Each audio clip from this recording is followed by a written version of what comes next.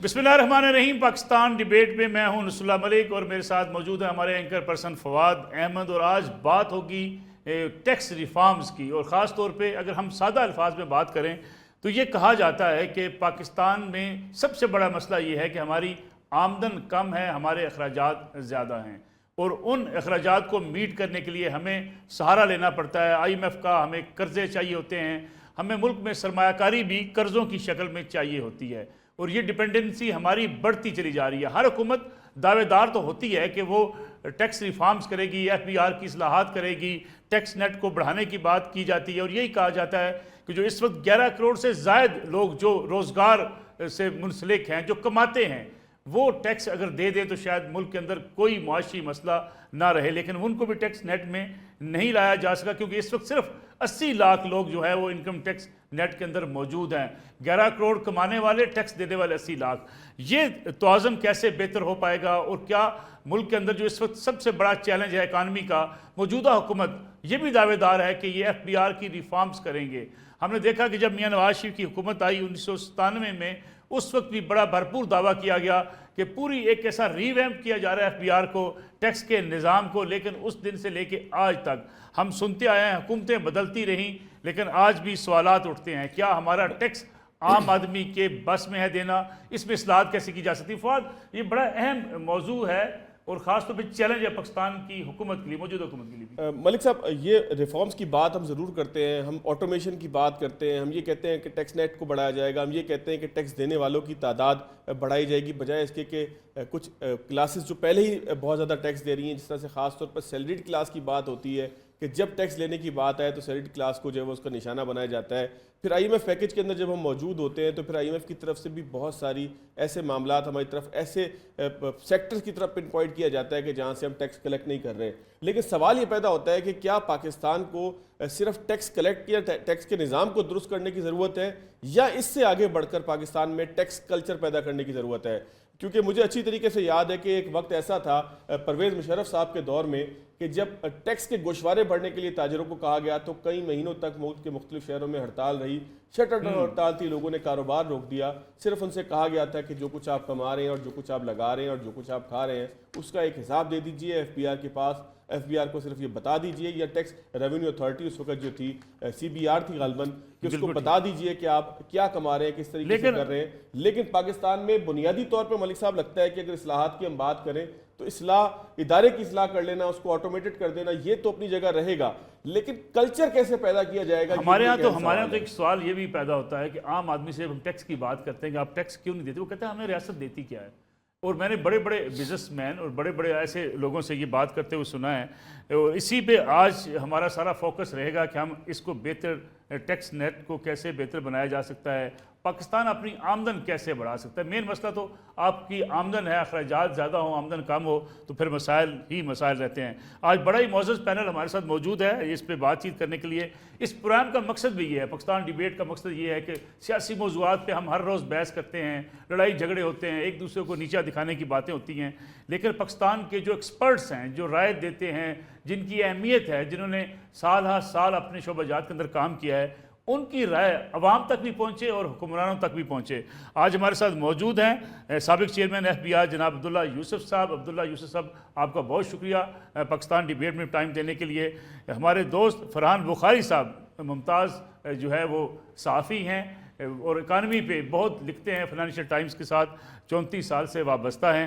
आपका बहुत शुक्रिया फरहान बुखारी साहब। और सैयद मेहताब हैदर साहब भी, हमारे बड़े सीनियर जर्नलिस्ट भी हमारे साथ मौजूद होंगे, ताकि हम जायज़ा लें कि इसको बेहतर किया जा सकता है। अब्दुल्ला यूसुफ साहब, बग़ैर किसी तमहीद के मैं आपकी तरफ आना चाहूँगा। हमने हर हुकूमत के दौर में ये सुना कि FBR की इस्लाहात की जाएंगी, टैक्स नेट को बेहतर बनाया जाएगा, टैक्स को जो इस वक्त वसूली का जो कल्चर हमारे यहाँ है, हमारी टैक्स वसूली भी अपने अहदाफ तो पूरे कर लेती है, लेकिन ये अहदाफ मुल्क के जो अखराजात हैं उसके मुताबिक भी नहीं होते।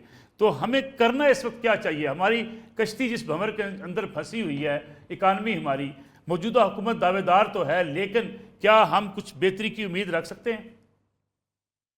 जी, थैंक यू वेरी मच। देखें, बात ये है कि हमारा जो है ना मसला बेसिक, जो कि हमारे मुल्क का अनफॉर्चुनेटली है, وہ ہے آپ کی cash economy, naan documented economy. ٹھیک. چونکہ آپ کا جو طرح سے سسٹم میں جو ہوتا ہے نا، آپ اگر ہر چیز سسٹم میں اویلیبل ہو تو جی. پھر وہ ظاہر ہے کہ اٹ از ہیلپ فل. لیکن ابھی یہ جو مسئلہ ہے نا، وہ جو آپ نے جیسے مینج کرنا ہے وہ کام کوئی آسان نہیں ہے. ٹھیک. اب اس کے لیے بیسیکلی میں یہ کہتا ہوں کہ ایفرٹ جو ریکوائرڈ ہے نا، جی. That is systematization through automation. تاکہ جو ابھی ہمارا جو ٹیکس نیٹ ہے نا، جی سر.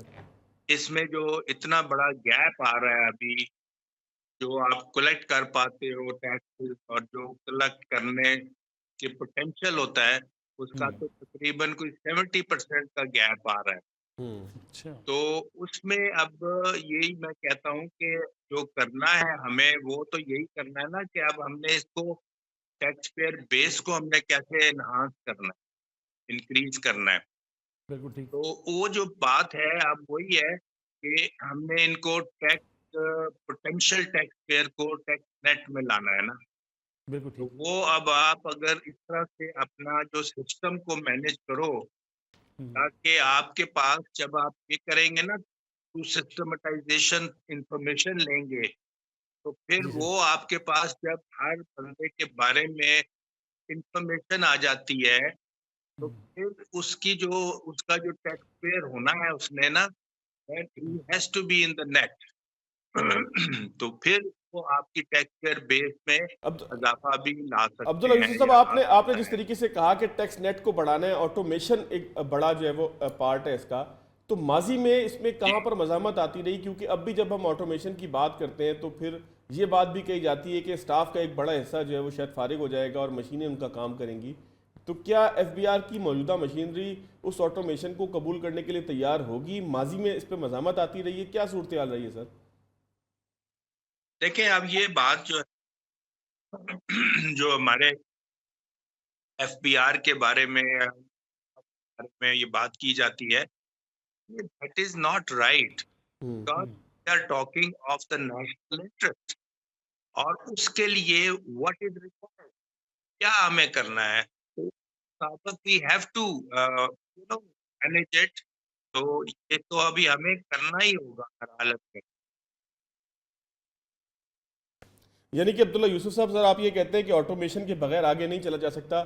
میں ذرا شامل گفتگو کر لوں فرحان بخاری صاحب کو. بخاری صاحب، جس طرح عبداللہ یوسف صاحب نے کہا کہ اس کے بغیر آگے جانے کا راستہ کوئی نہیں، اور پاکستان میں کثیر تعداد، ایک بڑی پرسنٹیج عبداللہ یوسف صاحب نے کوٹ کی جو ٹیکس نہیں دیتی. تو ہم تو یہ بات آج سے نہیں، 2002 یا اس سے پہلے بلکہ ہمیشہ سے سنتے آ رہے ہیں کہ پاکستان میں ٹیکس کلچر پیدا کیا جائے گا، نئے ٹیکس پیئر جو ہے وہ تلاش کیے جائیں گے. لیکن جب ہم کر رہے ہوتے ہیں تو پھر یہ محسوس ہوتا ہے کہ ہم صرف اس وجہ سے کر رہے ہیں کہ اب آئی ایم ایف کہہ رہا ہے لہٰذا مجبور ہو کے کر رہے ہیں. تو یہ کلچر پیدا کرنے کی ذمہ داری کس کے اوپر آتی تھی جس نے اپنی ذمہ داری ادا نہیں کی؟ جی بہت شکریہ. دیکھیے، بنیادی جو مسائل ہیں ان کا ایک یا دوسرے فارمولا سے تعلق نہیں ہے. پاکستان کی تاریخ میں ماضی میں بھی خاکے پیش کیے گئے. پرائیویٹ سیکٹر سے کم 2 حضرات کو بطور چیئرمین لایا گیا. مرحوم معین خان صاحب جو بینکر تھے 90 کی دہائی میں، اور جی. جی. اس کے بعد حالیہ برسوں میں شبر زیدی صاحب، لیکن وہ آخر میں دونوں ناکام ہوئے. مسئلہ کیا ہے؟ مسئلہ یہ ہے کہ خاکہ آپ کے پاس موجود ہے، اور لیکن بار بار یہ ثابت ہوا ہے کہ جو اقدامات کرنے کی ضرورت ہے ان پہ ٹھوس انداز سے ان پہ عمل درآمد نہیں ہوتا. یہ کہہ لیجئے کہ لاتوں کے بھوت باتوں سے نہیں مانتے. آپ کو کب یاد پڑتا ہے کہ بڑے پیمانے پہ پاکستان میں ٹیکس کی چوری کے اوپر گرفتاریاں ہوئی ہوں، لوگوں کو جیل بھیجا گیا ہو؟ دنیا میں جو ممالک جنہوں نے ہمارے سے بہت زیادہ کامیابی حاصل کی ہے انہوں نے سختی بھی کی ہے اپنے لوگوں سے. اور ہمیں یہ یاد رکھنے کی ضرورت ہے کہ ٹیکس ایک ایسا معاملہ ہے کہ کوئی بھی دنیا کے کہیں بھی کسی بھی کونے میں ہو، کہیں پہ بھی کوئی بھی ٹیکس خوش ہو کے کبھی نہیں دیتا. لوگ ہمیشہ ناراض ہوتے ہیں جب ان سے ٹیکس کی وصولی کی جاتی ہے، ملک کوئی بھی ہو. لیکن اگر قانون کی بالادستی ہو تو پھر ایک ایسی فضا قائم ہوتی ہے جس کے نتیجے میں آپ لوگوں کو زبردستی ٹیکس کے نظام سے دور بھاگنے سے آپ روکتے ہیں. وہ پاکستان میں بدقسمتی سے نہیں ہوتا. اب قانون کی بالادستی کا آپ دیکھ لیجئے، ایک سابقہ حکومت عمران خان صاحب کی تھی جس میں اتنا بڑا وہ شوگر مافیا اور شوگر سکینڈل کا ہم سنتے تھے. آج تک آپ مجھے بتائیں کہ شوگر بیرنز یا جو شوگر لارڈز ہیں، بڑے بڑے جو شوگر انڈسٹریز سے متعلقہ جو نوابین ہیں، ان میں سے کسی پہ آنی اور پکا ہاتھ پڑا؟ مجھے تو نہیں یاد پڑتا کہ کسی اوپر پڑا.